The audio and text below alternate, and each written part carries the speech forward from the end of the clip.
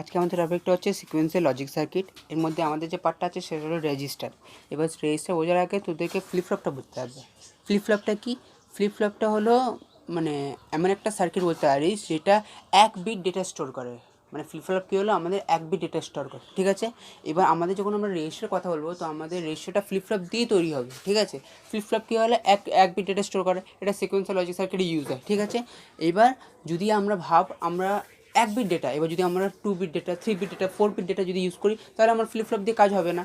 Flip flop দিয়ে কাজ হবে কিন্তু এক একটা ফ্লিপ ফ্লপ দিয়ে কাজ হবে না। তাহলে আমাকে কী করতে হবে, 4-5টা কিংবা অনেক কটা ফ্লিপ ফ্লপ নিয়ে ওটাকে জুড়তে হবে, ঠিক আছে। তো এটাকে আমরা কী বলতে পারি, যখন আমরা অনেকগুলো ফ্লিপ ফ্লপ নিয়ে মানে একটা সার্কিট বানাচ্ছি সেটাকে আমরা বলতে পারছি যেটা রেজিস্টার।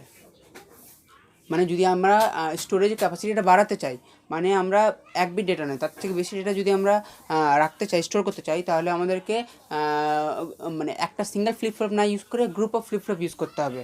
আর ওই গ্রুপ অফ ফ্লিপ ফ্লপকেই আমরা রেজিস্টার বলি, ঠিক আছে।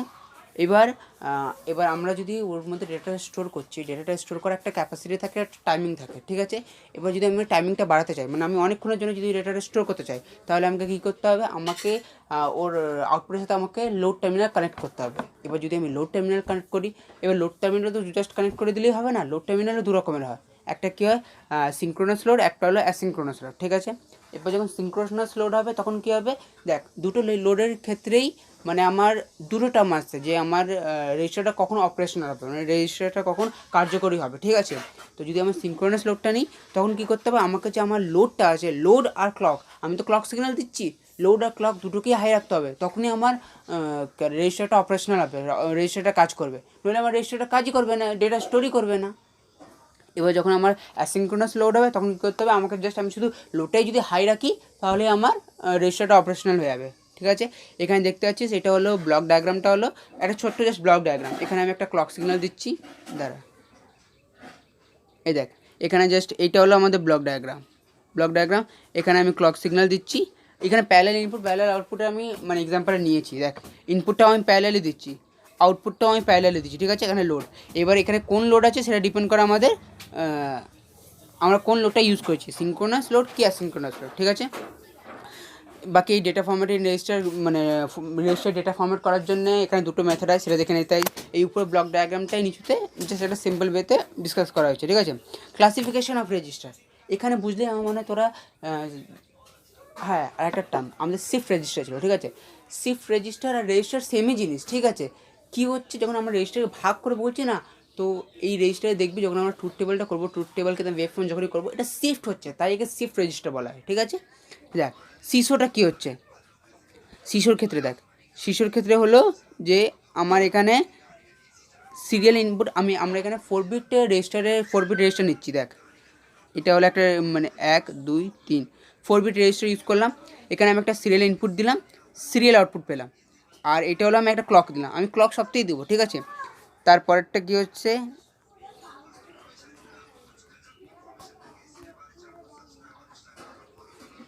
তারপরটা হচ্ছে দেখ সিপোটা কী হচ্ছে, সিপোতে কী হচ্ছে, আমি দেখ সিরিয়াল ইনপুট দিচ্ছি কিন্তু আউটপুটগুলো প্যারালাল পাচ্ছি। সিপো মানে হচ্ছে serial input and parallel output, ঠিক আছে।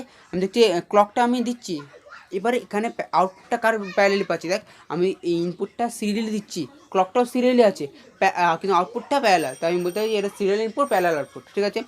সেম পিসো মানে প্যারালাল ইনপুট সিরিয়াল আউটপুট, আমি ইনপুটগুলো দিচ্ছি মানে প্যারালালি।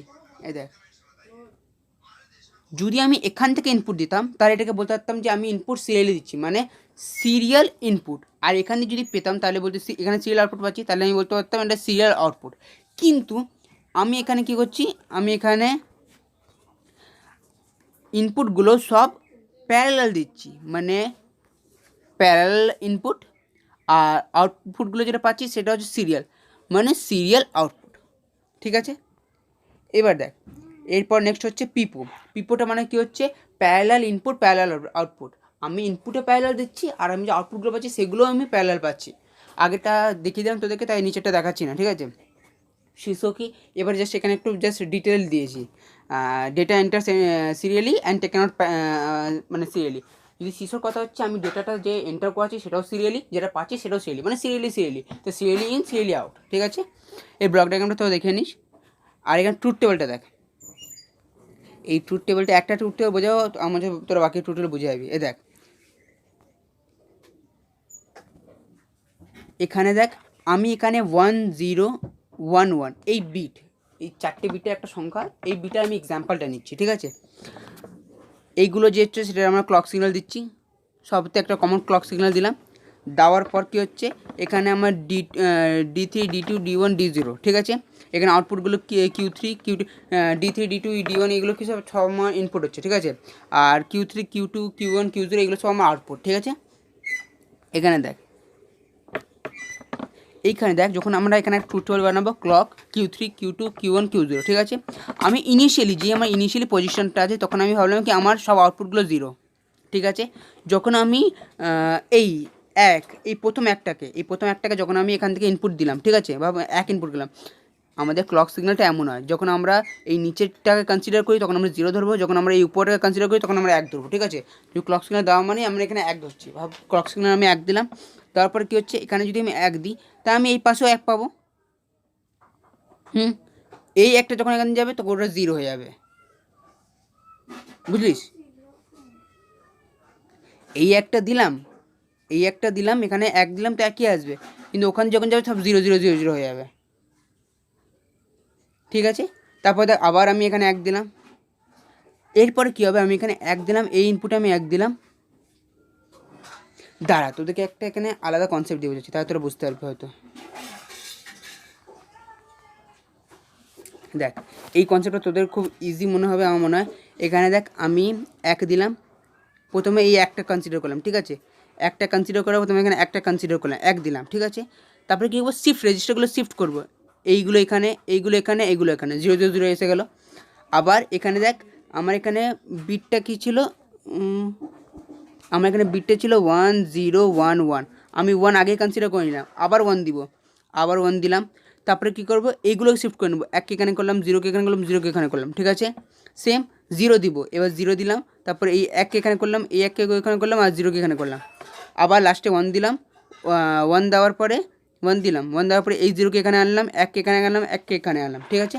এইটা হলো কনসেপ্টের মানে ট্রুথ টেবিলে, ঠিক আছে। ওয়েবফর্মের সেম কনসেপ্ট আছে। ক্লকের ওয়েবফর্মটা আমি আঁকলাম, আমি এখানে ক্লকের ওয়েবফর্মটা আঁকলাম 4 বিটের জন্যে, মানে 4 বিট রেজিস্টার তো আমাদের না, তাই ক্লকের সিগন্যালটা আঁকলাম। তারপরে কী করবো, জাস্ট দেখবি যখনই আমরা প্রথমে আমাদের কী আছে 1 মানে আমি উপরে তুলবো, তারপরে 1, ঠিক আছে। আবার 1 আছে, তাই আবার 1 মধ্যে চলে যাবে, ঠিক আছে। আবার 0 আসছে, কমে গেল, আবার 1। এটা তোর ট্রুথ টেবিল থেকে ম্যাচ করে নিতে পারিস, এখানে বোঝার কিছু নেই, খুবই সহজ, ঠিক আছে। আবার সেম এখানে কী আছে, প্রথমে 0, তারপরে 1, আবার 1, তারপরে আবার 0, এইভাবে বুঝতে হবে। মানে এই ট্রুথ টেবিলটা তোদেরকে দ্বারা এই দেখ এখানে হয়তো বুঝতে পারবি। এই দেখ Q3তে এই দেখ Q3তে প্রথমটা হলো আমার 1, Q3তে আমি প্রথমটা দিলাম 1 মানে উপরে গেল ক্লক সিগন্যালটা, ঠিক আছে। 1 দেওয়ার পরে আবার দেখে নিচুতে 1 আছে, মানে আমি আরেকটা 1 দিলাম, আবার 0 মানে নিচু তো কমে গেল 0, আবার 1 আছে মানে উপরে 1 উঠে গেল, এটা হলো আমার Q3। আরেকটা বোঝাবো Q2টা দেখ 0 ইনিশিয়ালিটা আমরা ধরছি না, তারপরে হলো 0 মানে একটা নর্মাল সোজা 0 গেল, তারপরে আবার 1 উপরে 1 গেল, আবার 1, আবার 1 গেল, আবার 0 মানে নিচে তো কমে গেল। এইটা হলো ক্লক সিগন্যালের মানে কীভাবে হতে হয়। এবার যদি তোরা এখানে দেখিস, এখানেও দেখতে হবে একটা জিনিস, এখানেও শিফট আছে, মানে শিফট রেজিস্টার মানে ওখানে শিফট করছে। এই দেখ এখানে আমাদের প্রথম একটা ওয়েবফর্ম তৈরি হলো, এই ওয়েবফর্মগুলো থেকে এখানে শিফট করলো এমন করে, আবার এই ওয়েবফর্মটা এখানে শিফট করলো, আবার এই ওয়েবফর্মটা এখানে শিফট করলো, একে বলে আমরা শিফট ওয়েবফর্ম। এইটা হলো আমার C4 শিফট ওয়েবফর্ম। সেম জায়গায় এখানে C4 শিফট রেজিস্টারটা দেওয়া আছে। ট্রুথ টেবিলটা তোরা যদি জাস্ট এইভাবে কনসিডার করি তোরা এখানে কনসিডারটা করতে পারবি।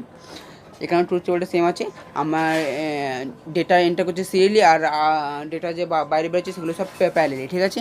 এখানে দেখাতে এখানেও ওয়েবফর্মগুলো সেম আছে। ইনিশিয়ালি আগে আমি ধরলাম ট্রুথ টেবিলে, তারপরে আমরা 1 0 0 মানে দিতে থাকলাম, মানে জাস্ট সেম প্রসিডিওর, ঠিক আছে। এই দেখ তারপরে পিসো শিফট রেজিস্টার এসেছে। পিসো শিফট রেজিস্টারটা একটু কঠিন। এখানে কী হচ্ছে, ডেটা আমার প্যারালালি ইনপুট করছে কিন্তু আউট হচ্ছে সিরিয়ালি, ঠিক আছে। এখানে আমরা এই যে এই পিসোটা মানে দু রকমের দুটো মোডে অপারেট করে, একটা হলো লোড মোড, একটা হলো শিফট মোড, ঠিক আছে। আমরা এখানে শিফট লোড লাগিয়েছি। এই দেখ, এই ডায়াগ্রামটা খুব সোজাও নয়। এই দেখ, আমরা 4 বিট রেজিস্টারটা নিলাম, নেওয়ার পরে ক্লক যেমন নর্মালি দিই, ক্লক নর্মাল দিলাম, ঠিক আছে। সব দিক থেকে আমরা ইনপুট আউটপুট বার করে নিলাম। এদের যে ইনপুটটা আছে সেকেন্ড থেকে, এদের ইনপুটে আমি একটা নট গেট দিলাম, তারপরে দুটো অ্যান্ড গেট দিলাম, নট গেট দিলাম, অ্যান্ড গেট, নট গেট দিলাম, অ্যান্ড গেট, ঠিক আছে, দিলাম। তারপরে এখানে শিফট লোড নেবো, শিফট লোড প্যারালাল নিয়ে গিয়ে লাস্টের সাথে জুড়ে দেবো, তারপরে এদের সাথে যে নিয়ে গিয়ে এদের সাথে এইভাবে জুড়ে দেবো, ঠিক আছে। তোরা এই সার্কিটটা দেখে নিস। এটা হলো আমাদের নর্মালি পিসো, ঠিক আছে। এই লোড মোড, আমরা কোন লোড মোড নিয়েছি, শিফট লোড। যখন শিফট লোড নিই তখন আমাদের 0 হয়, আর যখন আমরা মানে যখন লোড মোড নিই, লোড মোডে যখন আমার দেখ, আমরা বললাম দুটো মোড হয়, লোড মোড, শিফট মোড। যখন লোড মোডের কথা হয় তখন আমার 0 হয়, আর যখন শিফট মোডের কথা হয় তখন আমার শিফট লোডটা 1 হয়, ঠিক আছে। পিপোটাও নর্মাল আছে, যে ইনপুটটা প্যারালালি আর আউটপুটটাও প্যারালালি, ঠিক আছে। এই দেখ ডায়াগ্রামটা দেখে নে, ডায়াগ্রামটা খুবই সোজা। যে এখানে আমি ক্লকগুলো নর্মালি দিচ্ছি, তারপরে এখান থেকে আমি ইনপুটগুলো দিচ্ছি, ঠিক আছে। আউটপুটগুলো আমার এখানে দেখাচ্ছে, জাস্ট এটা আমাদের। আর ওয়েভ ফর্মটা চেক করে নিস। তাহলে সিকোয়েন্সিয়াল লজিক সার্কিটের ব্যাপারটা কি? সিকোয়েন্সিয়াল লজিক সার্কিট জিনিসটা হচ্ছে যেটা একটা মেমোরি এলিমেন্ট কন্টেন্টস করে, এবং এর যে আউটপুট সেটা হচ্ছে প্রেজেন্ট ইনপুটের ওপর তো অবশ্যই ডিপেন্ড করছে, তার সাথে পাস্ট যে আউটপুট থাকে তার উপরেও ডিপেন্ড করে। অর্থাৎ এটা একটা ফিডব্যাক পাথ ইউজ করে। তাহলে ফ্লিপ ফ্লপের একটা সাধারণ ব্লক ডায়াগ্রাম কি দেখে নিই। ফ্লিপ ফ্লপ জিনিসটা হচ্ছে capable of storing 1 bit information, মানে একটা 1 বিট ইনফরমেশান স্টোর করার জন্য আমরা ফ্লিপ ফ্লপ ইউজ করি। এতে মোর দ্যান 1 ইনপুট থাকে, বাট আউটপুট অনলি দুটো আউটপুট থাকছে, একটা নর্মাল আউটপুট আর একটা ইনভার্টেড আউটপুট। তার মধ্যে নর্মাল আউটপুটের ভ্যালুটা স্টোর হয়। তাহলে ক ধরনের ফ্লিপ ফ্লপ আমাদের পড়তে হবে? এসআর, জেকে, ডি, টি আর master slave JK flip flop. এই 4-5 ধরনের ফ্লিপ ফ্লপ আমাদের পড়তে হবে, এবং ফ্লিপ ফ্লপকে ল্যাচ সার্কিটও বলা হয়। কেন, আমরা এবার দেখব এসআর ফ্লিপ ফ্লপ। তাহলে এসআর ফ্লিপ ফ্লপের পুরো নাম হচ্ছে set reset flip flop. Set reset flip flop দু ধরনের হতে পারে, একটা নট গেট ইউজ করে, একটা ন্যান্ড গেট ইউজ করে। আমরা ন্যান্ড গেট ইউজ করে ট্রুথ টেবিলটা দেখব। দুটো ন্যান্ড গেট পরস্পর যুক্ত আছে, আর তাদের যে আউটপুটটা রয়েছে সেই আউটপুটটা আমরা আবার ইনপুটে দেওয়া হয়েছে একটা করে। তাহলে এর আমরা ট্রুথ টেবিলটা স্পষ্ট দেখতে পাচ্ছি। যখন 1-0 দেওয়া হচ্ছে, মানে এসে 1 আর এ 0, তখন কিউ আর কিউ রেস যে আউটপুট দুটো পাচ্ছে সেটা পরস্পর রিভার্স হয়ে গেছে 0-1।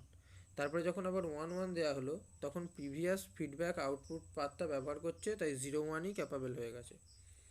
দেন যখন 0-1 দিলাম 1-0, 1-1 এর জন্য আবার 1-0। তাহলে ব্যাপারটা এখানে কি হচ্ছে, যখন এসআরে আমরা 1-0 দেবো তখন যে output Q R Q dash পাবো, 1-0টা রিভার্স হয়ে 0-1 হয়ে গেল। দেন আমরা যখন 1-1 ইউজ করব তখন ফিডব্যাক প্যাথটা ইউজ করবে এবং আউটপুটটা সেম থাকবে, আউটপুটে কোনো চেঞ্জ হলো না, 0-1ই থেকে গেল। আবার যখন 0-1 দেওয়া হচ্ছে তখন আবার ঘুরে গিয়ে 1-0 হয়ে গেল, এবং 1-1-এর জন্য আবার সেমই থেকে গেল। এবার যখন এস আর আরে আমরা 0-0 দেবো তখন দুটোতেই আমরা 1-1 পাবো। এটা একটা ইনভ্যালিড কন্ডিশন। কেন? কারণ দুটো আউটপুটে আমাদের কিউ আর কিউ ড্যাশ, মানে একটা কিউ পেলে তার কমপ্লিমেন্ট, তাহলে একটা 1 পেলে 0, একটা 0 পেলে 1, বাট এখানে দুটোই 1, সো এটা একটা ইনভ্যালিড কন্ডিশন। তাহলে এখানে কোনটা সেট কন্ডিশন লেখা রয়েছে, এস সমান 1 আর যখন কিউ সমান 0, সেট কন্ডিশন, নিচেরটা হলো রিসেট কন্ডিশন। এবার আমরা দেখব ডি ফ্লিপ ফ্লপের সার্কিট।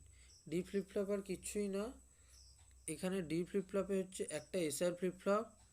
এসআর ফ্লিপ ফ্লপের যে ইনপুটটা রয়েছে সেই ইনপুটটা দুটো ন্যান্ড গেটে তার আউটপুটের সাথে যুক্ত করা হয়েছে, আর এখানে একটা ডেটা অর্থাৎ ডি, সেটা ইনভার্টারের মাধ্যমে আর একটা ন্যান্ড গেটে দেওয়া হয়েছে আর ক্লক সিগন্যাল লাগানো হয়েছে। এই ডি এর যে আমরা এখানে দেখতে পাবো ডিলে ফ্লিপ ফ্লপ বা ডি ফ্লিপ ফ্লপে ডিতে যে ইনপুটটা দেওয়া হয়েছিল 0 1 0 1, সেটা আউটপুটের সাথে সেম রয়েছে। তাহলে আমাদের ডি ফ্লিপ ফ্লপের কাজ কি? ডি ফ্লিপ ফ্লপের কাজ হচ্ছে একটা ডিলে প্রোভাইড করা। তাহলে আউটপুট যে পাবো সেটা ইনপুটের সাথে সেম থাকে, বাট এটা একটা ডিলে প্রোভাইড করে, সেই জন্য আমরা ডি ফ্লিপ ফ্লপ ইউজ করি। আর ক্লক ইনপুট যখন 1 হয় তখনই সার্কিটটা শুধুমাত্র অ্যাক্টিভ থাকে। Now we go through the JK flip-flop. What is JK flip-flop? And it is also same. JK flip-flop is a form of SR flip-flop. এদের যে NAND গেটের যে ইনপুটটা, এদের যে ইনপুট সেটা ন্যান্ড গেটের আউটপুটে দেওয়া হলো, আর দুটো ইনপুট এদের জি আর কে আর ক্লক, একইভাবে মেমোরি বিটের যে ফিডব্যাক পাথ আউটপুটটা নিয়ে গিয়ে আবার জেতে আর কেতে দেওয়া হয়েছে। তাহলে জেকে ফ্লিপ ফ্লপটা কী জন্য আমরা ইউজ করি? এই ফার্স্ট লাইনে লেখা আছে ইনডিটারমাইন স্টেট। এই যে ইনডিটারমাইন যে টগলস আসছে, এই টগল জিনিসটা কি? জেকে যখন 0 0 হচ্ছে তখন ক্লক Q0 নো চেঞ্জ, মানে আউটপুটে কোনো চেঞ্জ হবে না দুটো যদি 0 থাকে। বাট 1 0 থাকলে 1 পাবো সেট কন্ডিশন, 0 1 থাকলে 0 পাবো রিসেট কন্ডিশন। বাট যখন 1 1 থাকবে, ক্লকও 1 এবং জেকেও যদি 1 1, তখন কিউ কমপ্লিমেন্ট টগেলস, তখন কী হবে? প্রিভিয়াস যে আউটপুট রয়েছে তার উপর ডিপেন্ড করবে।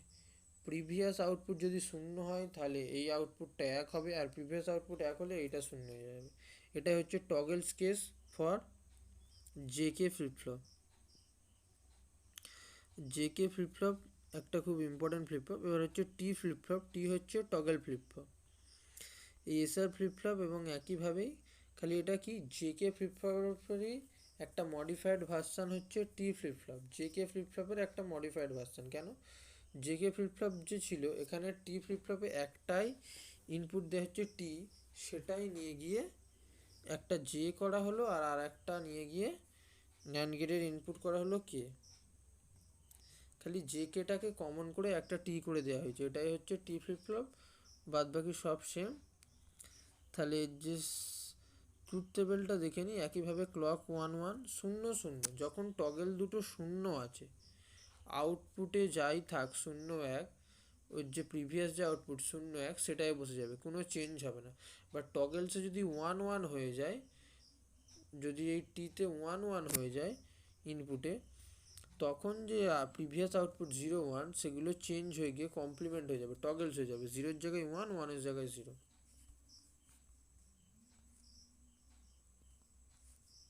না master slave JK flip flop. Master slave JK flip ফ্লপের সার্কিটটা দেখতে জটিল কিন্তু একই সোজা। দুটো জেকে ফ্লিপ ফ্লপ জাস্ট জুড়ে দিয়েছে, দুটো জেকে ফ্লিপ ফ্লপ জাস্ট জুড়ে দেওয়া রয়েছে, এবং যে ফার্স্টে যে ক্লকটা দিয়েছে সেই ক্লকটাকে ইনভার্টেড করে সেকেন্ডে নিয়ে যাওয়া হয়েছে, সেই ক্লকটাকে ইনভার্টেড করে সেকেন্ড জেকে ফ্লিপ ফ্লপে নিয়ে যাওয়া হয়েছে। এই হচ্ছে সার্কিট ডায়াগ্রাম। এটার ফার্স্ট ফ্লিপ ফ্লপে আমরা কী দিয়েছি? ফার্স্ট ফ্লিপ ফ্লপটাকে বলা হয় মাস্টার, আর সেকেন্ড ফ্লিপ ফ্লপটাকে বলা হয় স্লেভ। ফার্স্ট ফ্লিপ ফ্লপে আমরা পজিটিভ ফিডব্যাক দ্বারা করছি, আর সেকেন্ড যে স্লেভটা সেটা হচ্ছে negative feedback. Preset clear signal জিনিসটা কি? আমরা এতক্ষণ যে এসআর জেকে টি ডি এইসব পড়লাম, এসআর জেকে সেট ডিসেট টগেলস ডিলে, এগুলো হচ্ছে সিনক্রোনাস ইনপুট। এই যে সিগন্যালগুলো ছিল সিনক্রোনাস ইনপুট। সিনক্রোনাস ইনপুট মানে কি? ক্লক সিগন্যালের ওপর এগুলো নির্ভর করছে। ক্লক সিগন্যাল কখন 0 হচ্ছে 1 হচ্ছে তার উপর নির্ভর করে আমরা output pi. But preset and clear signal এমন ধরনের অ্যাসাইনক্রোনাস ইনপুট। এইগুলো অ্যাসাইনক্রোনাস ইনপুট মিনস হচ্ছে এরা ক্লক সিগন্যালের ওপর, ক্লক ইনপুটের ওপর এদের আউটপুট নির্ভর করবে না। প্রিসেট আর ক্লিয়ার যদি দিই, শুধু এই দুজনের ওপরেই আউটপুটটা নির্ভর করবে। এই হচ্ছে জেকে ফ্লিপ ফ্লপের একটা প্রিসেট আর ক্লিয়ারের ব্লক ডায়াগ্রাম। ওকে।